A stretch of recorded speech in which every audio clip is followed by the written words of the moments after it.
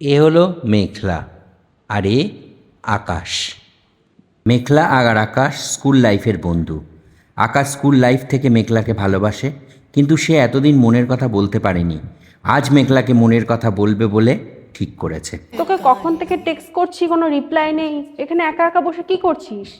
কিছু না রে, এমনি আবহাওয়াটা ভালো লাগছিল, সেই জন্য বসে আছি। তুই মিথ্যে বলছিস। তুই যখনই আমার কাছ থেকে কিছু লোকাস তোর কান দুটো লাল হয়ে যায়। বল, কি হয়েছে? ঝগড়া হয়েছে কারোর সাথে? না রে পাগল, ঝগড়া হবে কেন? আসলে একটা কথা ভাবছিলাম।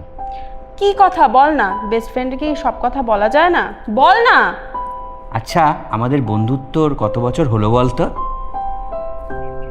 প্রায় 10 বছর। স্কুল থেকে শুরু করে আজ পর্যন্ত একসঙ্গে আছি, কিন্তু হঠাৎ তুই কেন এই কথা জিজ্ঞেস করলি? না মানে, আমাদের সম্পর্কের নামটা যদি বদলে যায় তাহলে কি খুব ক্ষতি হবে? নাম বদলে যায় মানে? আমরা কি এখন থেকে শত্রু হয়ে যাব নাকি? দেখ মেঘলা, আমি তোকে না শুধু আমার বন্ধু মনে করি না।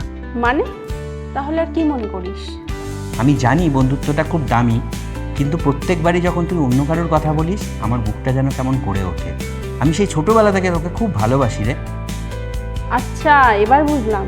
এই জন্য তুই আমার ফেভারিট কালারের জামা পরে আসতিস, বাসে সিট রাখতিস, আমার পছন্দের খাবারগুলো নিয়ে আসতিস। সবই বুঝলাম, কিন্তু অনেকটা দেরি হয়ে গেছে। সামনের মাসে আমার বিয়ে, অবশ্যই আসিস। সময় মতন মনের কথাটা বললে আজ হয়তো একটা অন্য গল্প হতো।